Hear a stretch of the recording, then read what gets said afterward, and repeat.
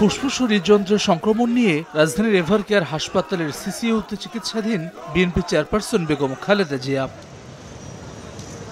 সাবেক এই প্রধানমন্ত্রীর স্বাস্থ্যের খবর নিতে প্রতিদিনের মতো রোববার সকালেও হাসপাতালের সামনে আসেন নেতাকর্মীরা। তাদের প্রার্থনা দ্রুত সুস্থ হয়ে উঠবেন বেগম জিয়া। ইনশাআল্লাহ আমাদের নেত্রী, আমার গণতন্ত্রের মা, ইনশাআল্লাহ আমাদের মাঝে ফিরে আসবে। সবাই প্রার্থনা করে যাতে দেশনেত্রী বেগম খালেদা জিয়া আবার আমাদের মাঝে সুস্থ হয়ে ফিরে আসে। মানুষের অধিকার প্রতিষ্ঠার জন্য এই নেত্রী যে অপরিসীম ত্যাগ স্বীকার করেছেন সেটা সর্বজন বিদিত।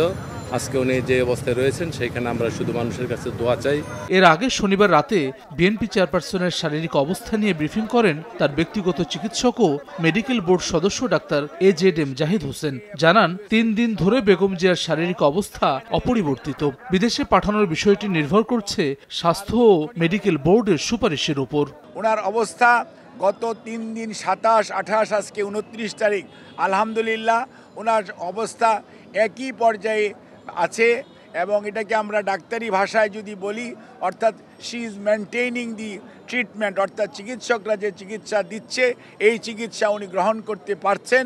রাতে বেগম জিয়ার স্বাস্থ্যের খোঁজ খবর নিতে হাসপাতালে যান যুব ও ক্রীড়া উপদেষ্টা আসিফ মাহমুদ সজীব ভুইয়া। বলেন, দেশের গণতন্ত্র ও সার্বভৌমত্বের প্রশ্নে বেগম খালেদা জিয়ার ভূমিকা ঐতিহাসিকভাবেই সবার আগে আসবে। চিকিৎসার খোঁজ খবর নিতে এসে গণ অধিকার পরিষদ সভাপতি নুরুল হক নূর বলেন, আগামীর বাংলাদেশ বিনির্মাণে বেগম খালেদা জিয়ার সুস্থ হয়ে ওঠা জরুরি।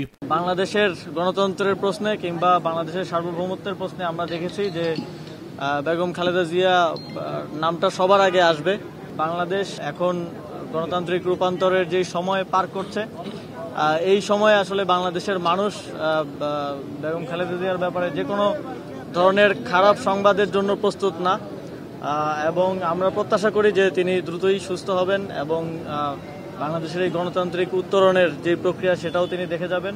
দেশের প্রশ্নে, জাতির প্রশ্নে আপোষহীন থেকেছেন, নিজে কারাবাস বেছে নিয়েছেন কিন্তু মাথা নত করেন নাই। তো এই রকমের একজন আপোষহীন মানুষ, তাকে নিয়ে আমরা আগামীর বাংলাদেশ গড়ে তুলব। এবং আপনারা লক্ষ্য করেছেন যে এই তার অসুস্থতায় দল মত নির্বিশেষে সরকারি বেসরকারি সমস্ত শ্রেণী পেশার মানুষ আজকে কিন্তু এই হসপিটালের দিকে আসছে। 23 November BNP chairperson Begum Khaleda জিয়াকে এভার কেয়ার হাসপাতালে ভর্তি করা হয়।